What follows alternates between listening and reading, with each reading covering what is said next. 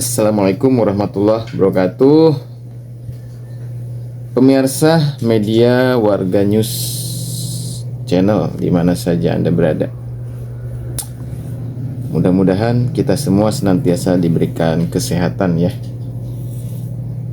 sehingga kita bisa melakukan aktivitas kita sehari-hari, apapun profesi dan pekerjaan kita.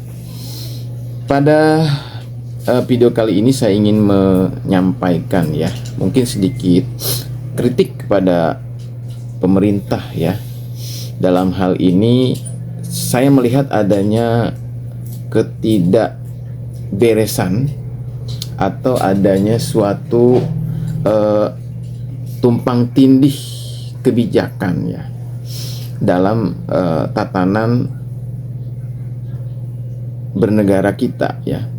Yusri Iza Mahendra selaku pakar hukum tata negara pernah mengatakan bahwa sebaiknya Majelis Ulama Indonesia ini ya, atau MUI ini tidak disandarkan atau tidak didirikan atas dasar undang-undang ormas ataupun yayasan ya. Jadi sebaiknya MUI ini sebetulnya sebagaimana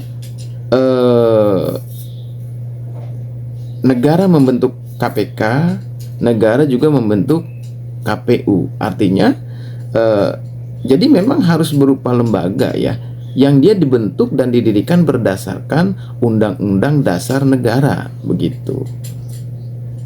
Seharusnya itu yang dilakukan oleh pemerintah. Ketika pemerintah memberikan otoritas yang penuh kepada Majelis Ulama Indonesia dalam hal menangani atau menyelesaikan permasalahan keagamaan, khususnya agama Islam, begitu ya. Sehingga posisi Majelis Ulama Indonesia ini kuat gitu. Nah, ini yang aneh ya, MUI itu didirikan berdasarkan Undang-Undang Ormas. Artinya MUI ini adalah sebagai organisasi kemasyarakatan. Tetapi dalam banyak kasus, dalam banyak hal, negara meminta atau memberikan otoritas penuh kepada Majelis Ulama Indonesia untuk melakukan sebuah penilaian atau bahkan meminta fatwa kepada MUI. Nah, ini mungkin yang harus dikaji ulang ya. Termasuk Profesor Mahfud MD kalau tidak salah ya, dalam hal memutuskan polemik Al Zaitun juga menunggu pendapat MUI atau fatwa atau apalah itu namanya ya.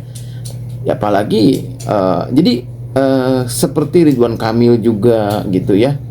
Dia menunggu gitu kan keputusan MUI, Kementerian Agama Jawa Barat, Kementerian Agama Indramayu. Ini kan menjadi lucu begitu ya. Institusi negara, Kemenak itu kan jelas ini institusi negara, lembaga negara yang didirikan berdasarkan undang-undang, meminta atau menunggu keputusan Majelis Ulama Indonesia yang notabene sebagai ormas. Ya tidak salah mungkin secara etika, tidak salah mungkinlah secara etika lah mungkin ya, etika atau budaya mungkin tidak salah, karena Majelis Ulama Indonesia berisikan cendekiawan-cendekiawan Muslim, tidak salah. Tetapi secara tatanan hukum bernegara, secara tatanan bernegara ini ada sesuatu yang salah begitu, sehingga ketika ini dipertahankan oleh negara, ini akan banyak masalah ke depannya. Yang kasihan itu kan jadi MUI-nya gitu. Majelis Ulama Indonesia kan jadinya kasihan gitu. Di satu sisi Majelis Ulama Indonesia harus memberikan yang namanya pandangan, kan begitu kan ya? Karena merupakan sebagai wadahnya para cendekia, wadahnya para katakanlah ahli-ahli agama, dalam hal ini ahli agama Islam.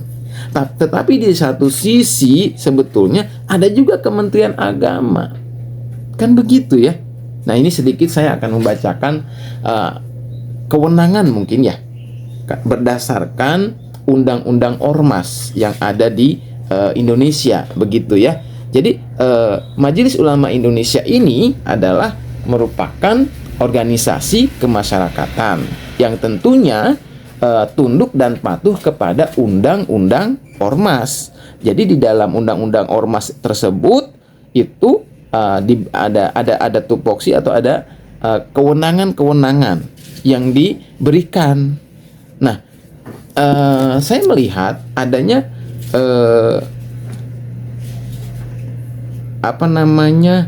kewenangan yang dilampaui oleh Majelis Ulama Indonesia.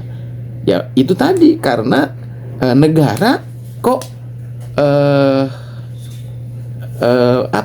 bahasanya, kok negara meminta pertimbangan kepada Majelis Ulama Indonesia. Ya, sehingga kan sebagai ulama pastinya akan melakukan hal itu. Jadi dalam hal ini sebetulnya yang keliru atau yang mau disalahkan adalah negara, begitu. Seharusnya negara tidak boleh meminta atau ketergantungan kepada ormas. Seharusnya seperti itu. Kenapa? Karena ada Kementerian Agama, ya kan? Apakah di dalam lembaga Kementerian Agama itu kurang orang-orang cendekianya, orang-orang ahli agamanya tidak ada? Kan bisa saja MUI, para ahli agama, para cendekia ini masuk ke dalam wadah yang namanya Kementerian Agama, sehingga negara menyerahkan otoritas kewenangan secara penuh dalam hal urusan agama ini ya kepada Kementerian Agama, sehingga tidak ada yang namanya tumpang tindih kebijakan atau tumpang tindih kewenangan ya. Jadi saya sedikit membacakan tentang undang-undang ormas ya. Jadi berdasarkan undang-undang ormas ya, nomor 16 tahun 2017, yaitu tentang peraturan pemerintah pengganti undang-undang atau Perpu ya nomor 2 tahun 2017 ya. Di sini sudah ditetapkan ya dalam undang-undang ini bahwa saya sedikit menyampaikan tentang apa larangan ya, berdasarkan undang-undang larangan terhadap ormas, begitu ya. Jadi ini di dalam tadi ya Perpu nomor 2 tahun 2017. Saya langsung saja kepada pasal berapa ya di sini. Bentar ya, saya sambil baca di komputer ya. Jadi sekarang sebetulnya untuk memahami apa di dalam pasal 59 ya, dalam pasal 59. Jadi di sini saya langsung saja saya shoot di sini ya, dalam pasal 59. Nah, ini ya. Teman-teman bisa baca ya. Di dalam pasal 59 ya, tentang larangan terhadap ormas. Artinya ormas ini kewenangannya dibatasi, makanya ada larangan ya. Salah satu diantaranya di sini dalam pasal 59 ya, ayat 1 huruf A. Ormas itu dilarang menggunakan nama, lambang, bendera atau atribut yang sama dengan nama, lambang, atribut, bendera pemerintahan, itu salah satunya. Kemudian saya langsung saja ya, dalam ayat 2-nya ya, ayat 2, ormas itu ya dilarang ya untuk memberikan atau menerima ya dari pihak manapun sumbangan dalam bentuk apapun ya. Kemudian ada lagi yang jelas di sini ya, ayat 3-nya di sini ya. Ormas dilarang melakukan tindakan permusuhan terhadap suku, agama, ras atau golongan. Jadi ormas itu ya dilarang untuk melakukan tindakan permusuhan terhadap suku, agama, ras atau golongan. Dalam hal ini mungkin ya di sini ada sebuah ini ya kewenangan yang dilakukan oleh Majelis MUI itu terlalu melampaui batas ya. Dalam artian mungkin ketika ya MUI mengeluarkan pernyataan ya atau statement yang bersifat memantik rasa emosi bagi masyarakat umum tentunya ya. Salah satu contoh ya, ada tayangan video di TV One pada saat itu yang dilakukan oleh Wakil Ketua Umum MUI Pusat yang beliau mengatakan bahwa Panji Gumilang itu saya menonton tayangan video Panji Gumilang mengatakan atau mengaku saya komunis. Nah ini kan statement yang menurut saya itu memantik ya, memantik emosi masyarakat secara luas. Padahal Mbah Yai ini hanya menonton TikTok yang sudah dipotong bagian depan dan bagian belakangnya. Begitu tuh. Ini salah satu contoh ya. Jadi sebetulnya bukan fatwa yang mengatakan Panji Gumilang komunis, itu bukan fatwa gitu ya, Mbah Yai ya. Untuk ketua umum MUI kan kami tidak pernah mengeluarkan fatwa bahwa Panji Gumilang adalah komunis. Memang bukan fatwa ya. Tetapi bukan fatwa sebetulnya, tetapi sebetulnya adalah sebuah statement ya dari Wakil Ketua Umum MUI. Jadi Mbah Yai ini mengatakan di TV One bahwa ada pengakuan dari Panji Gumilang ya kan, bahwa Panji Gumilang itu adalah saya seorang komunis, saya komunis. Padahal itu ada tayangan utuhnya ya, ada video fullnya di dalam channel YouTube resminya Al Zaitun ya, di dalam Al Zaitun Official. Tinggal diketik aja di YouTube itu Al Zaitun Official, dikaji lagi ya untuk Ketua Umum Kiai Haji Khalil Nafis dengan hormat. Mudah-mudahan ya Mbah Yai ini lebih teliti lagi ya. Jadi di situ sebetulnya video itu tidak full Mbah Yai. Itu adalah video yang beredar sudah diedit. Pada waktu itu sebetulnya Syekh Panji Gumilang itu sedang bercerita di hadapan santrinya gitu kan, bahwa beliau itu kedatangan seorang pengusaha dari China tuh ya, masih muda, baru umur 30 tahun. Karena penasaran nih ya, saya langsung singkat saja.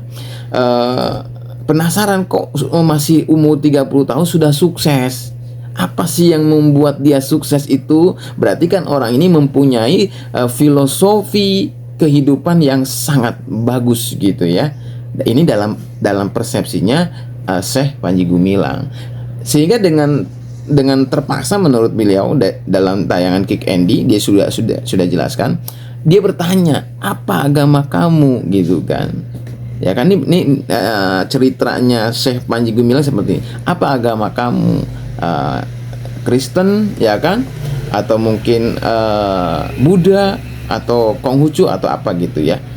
Dan ternyata si pengusaha tadi mengatakan bahwa saya komunis. Nah, itu dinarasikan atau disampaikan oleh Syekh dalam sebuah cerita, sehingga Syekh tuh ya begitu, saya komunis. Saya komunis. Nah, bagian itulah yang viral, ya kan?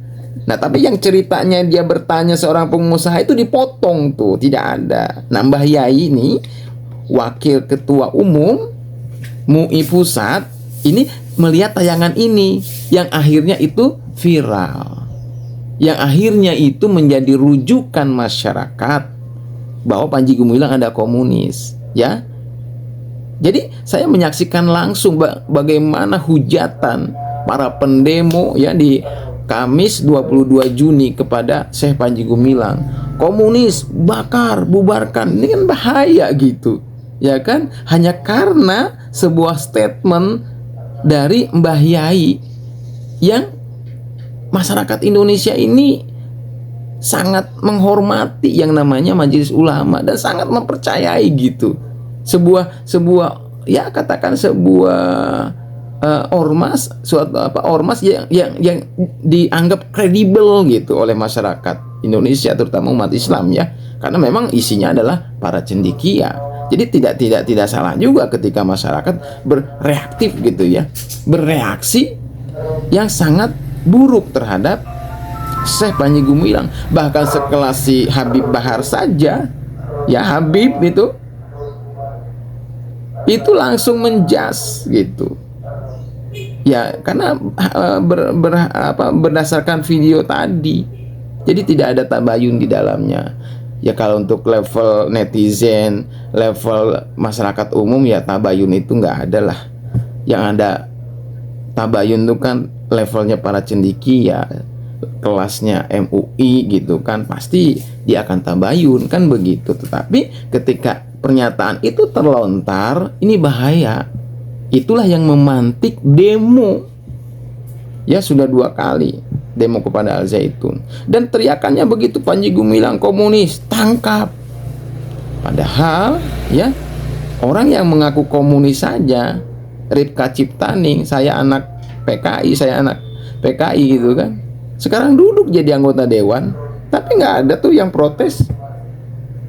Nah, ini hanya berdasarkan video yang dipotong, masyarakat kok sampai segitunya gitu loh. Padahal sudah dinyatakan oleh Bapak Ngabalin ya, KSP ya, bahwa Syekh Panji Gumilang adalah kader HMI. Syekh Panji Gumilang itu adalah kader Masyumi, putra bangsa Indonesia asli, lahir di Gresik. Ya, ada orang yang mengaku saya anak PKI, bahkan masuk di Senayan, diam. Ya, ada potongan video ya, saya komunis, itu padahal potongan video, marah. Ini luar biasa gitu. Saya berharap dalam hal ini Majelis Ulama Indonesia menjadi seorang bapak, menjadi seorang sesepuh yang menenangkan suasana, ya kan? Artinya ya, tidak mengeluarkan statement-statement yang memantik permusuhan lah, intinya gitu ya. Dan kita juga mengacu kepada undang-undang tersebut bahwa ya sebagai ormas tentunya tidak bolehlah ya kan mengeluarkan pernyataan-pernyataan yang nanti akan mendatangkan permusuhan. Dalam hal satu lagi saya ingin menyoroti ya, bahwa dalam hal kewenangan yang mungkin sudah dilampaui ya oleh Majelis Ulama Indonesia, yang ini membuat ketersinggungan terhadap Syekh Al Zaitun ya. Pandangan saya sebagai sebagai jurnalis di sini ya, ingin menyampaikan bahwa mungkin saja ya. Jadi kenapa sih Syekh Panji Gumilang ini begitu sangat merasa tersinggung ketika Majelis Ulama Indonesia itu melakukan penyusupan atau melakukan ya penelitian dengan tidak resmi begitu ya. Mungkin hal ini bisa dipahami bahwa sebetulnya kewenangan untuk penyelidikan atau penelitian secara sembunyi-sembunyi ada pada aparat penegak hukum. Dalam hal ini adalah Polri dan Kejaksaan. Kalau Polri berdasarkan Undang-Undang Nomor 2, Undang-Undang Kepolisian Republik Indonesia Nomor 2 Tahun 2022. Nah, sementara untuk Majelis Ulama Indonesia ini kan didirikannya berdasarkan undang-undang ormas. Yang di dalam undang-undang ormas sendiri dikatakan di sini ya. Di sini saya akan lagi pada masyarakatnya. Nah, ini dalam masih di dalam ayat 4 berarti ya. Tadi ayat 3, sekarang ayat 4. Masih di ayat 3 ya. Huruf D dinyatakan nih. Ini huruf D ya. Saya perlihatkan. Kegiatan yang menjadi tugas dan wewenang penegak hukum sesuai dengan ketentuan peraturan perundang-undangan. Artinya apa tuh? Kita lihat di atasnya. Ormas dilarang. A, B, C. Ini yang huruf D ya. Ormas itu dilarang melakukan kegiatan yang menjadi tugas dan wewenang penegak hukum sesuai dengan ketentuan peraturan perundang-undangan. Nah, di sini ya, kita mencoba untuk jernih ya dalam berpikir. Sebagai jurnalis tentu saya bersifat netral dalam hal ini, tidak membela MUI, juga tidak membela Syekh Al Zaitun, karena memang kedua-duanya anak bangsa, ya kan? Tidak ada satu dibela, satu diinjak. MUI adalah anak bangsa, Syekh Al Zaitun juga anak bangsa. Kedua-duanya sedang membangun negara ini, sedang menata negara ini untuk menjadi negara yang maju, modern, tentunya berpegang teguh kepada agamanya. Kan begitu. Saya yakin Majelis Ulama Indonesia juga seperti itu. Apa yang dilakukan oleh Majelis Ulama Indonesia adalah dalam hal untuk mengajak masyarakat untuk senantiasa berpegang teguh kepada agamanya atau kepada syariatnya. Kan begitu. Untuk supaya menghindari yang namanya tafarruq atau perpecahan. Saya yakin, seyakin-yakinnya. Cuma dalam hal ini tadi sekali lagi nih ya, ada kewenangan yang dilampaui oleh MUI, yaitu dengan berdasarkan pengakuan dari MUI juga, dari Mbah Yai Ketua Umum ya, Kiai Haji Khalil Nafis, sudah menyusupkan orang, sudah istilahnya mengutus orang diam-diam, kan seperti itu. Dan ketika itu disampaikan dan diketahui oleh Syekh Panji Gumilang, ini menjadi ketersinggungan gitu ya, karena itu hanya boleh dilakukan oleh aparat penegak hukum. Artinya sudah tidak sesuai dengan undang-undang yang ada.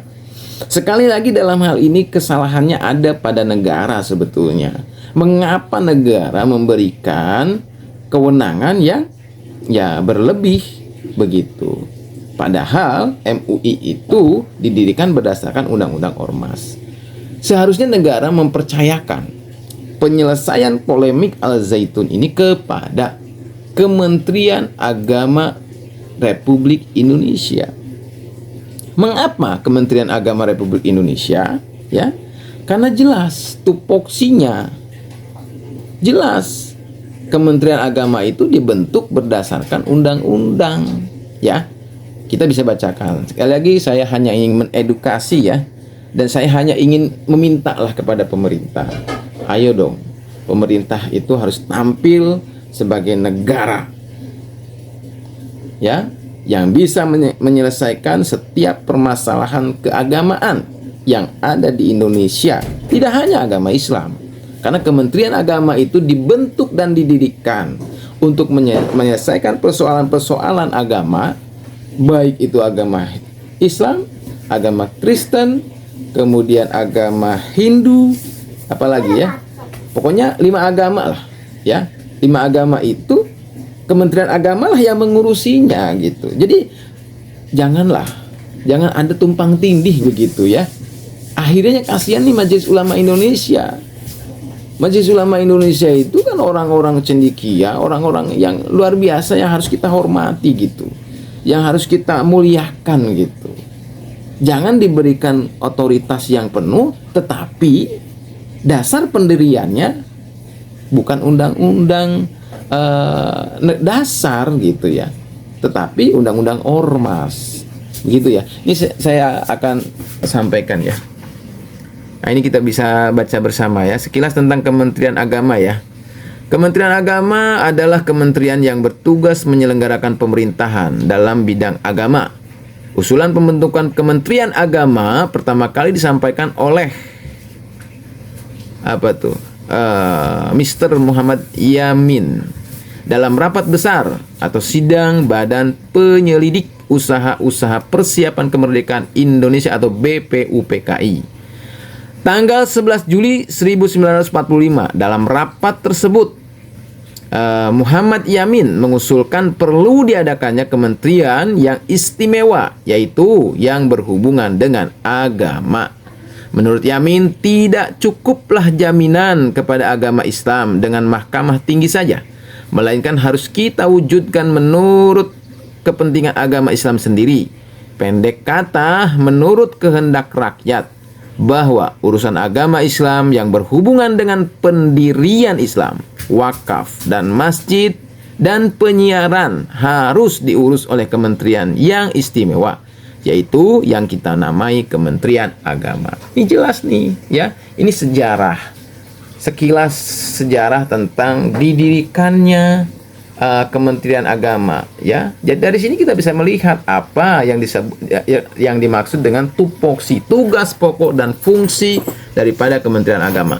Namun demikian, sekilas realitas politik menjelang dan rasa awal kemerdekaan menunjukkan bahwa pembentukan Kementerian Agama memerlukan perjuangan tersendiri pada waktu ya Panitia Persiapan Kemerdekaan Indonesia (PPKI) melangsungkan sidang hari Ahad 19 Agustus 1945 untuk membicarakan pembentukan kementerian atau departemen. Usulan tentang Kementerian Agama tidak disepakati oleh anggota PPKI. Salah satu anggota PPKI yang menolak pembentukan Kementerian Agama ialah Mr.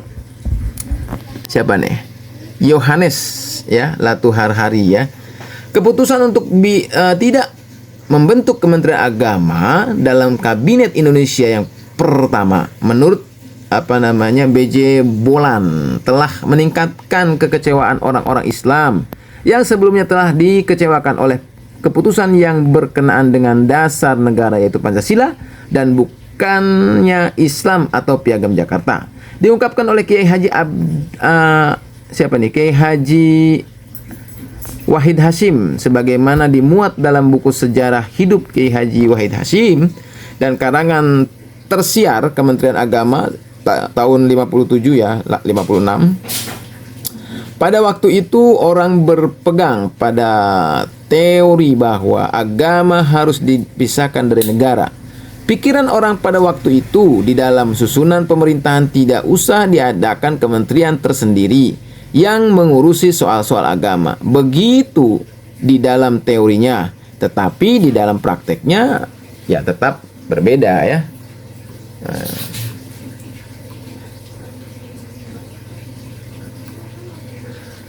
Lanjut Hasyim menulis, setelah berjalan dari Agustus hingga November tahun lalu juga terasa sekali bahwa soal-soal agama yang dalam prakteknya bercampur dengan soal-soal lain di dalam beberapa tangan atau departemen, tidak dapat dibiarkan begitu saja. Jadi sejak dulu sebetulnya persoalan-persoalan agama ini sering terjadi ya. Dan ketika penanganannya itu tidak satu pintu katakanlah ya, tidak mengerucut ya, ini berbahaya, akan menimbulkan multi tafsir atau multi interpretasi ya gitu ya. Itu seperti itu ya. Jadi harus dihindari sebetulnya. Jadi jangan sampai ada Kementerian Agama, kemudian ada lagi MUI, yang Kementerian Agama meminta saran dan pendapat dari MUI. Ini kan jadi tumpang tindih begitu ya. Ini yang harus dihindari sebetulnya. Kalau mau Majelis Ulama Indonesia digabungkan saja ke dalam Kementerian Agama, itu yang tepat sebetulnya. Jadi Kementerian Agama diisi oleh orang-orang cerdik pandai dari Majelis Ulama Indonesia. Sebetulnya seperti itu ya. Kemudian ini ya, jadi kita sedikit ini banyak ya, kalau dibahas banyak. Teman-teman bisa buka ya di dalam websitenya Kementerian Agama ya. Banyak kalau dibacakan semua ya. Ya ini ya, kita fokus di pembentukan Kementerian Agama dalam Kabinet Syahrir ditetapkan dengan penetapan Pemerintah nomor 1/S.D. tanggal 3 Januari 1946 atau 29 Muharram 1365 Hijriah yang berbunyi Presiden Republik Indonesia mengingat usul Perdana Menteri dan Badan Pekerja Komite Nasional Pusat memutuskan mengadakan Kementerian Agama. Ya, pembentukan Kementerian Agama pada waktu itu dipandang sebagai kompensasi atas sikap toleransi wakil-wakil pemimpin Islam. Mencoret 7 kata dalam Piagam Jakarta, yaitu ketuhanan dengan kewajiban menjalankan syariat Islam bagi pemeluk-pemeluknya. That's right. Jadi sangat jelas sekali ya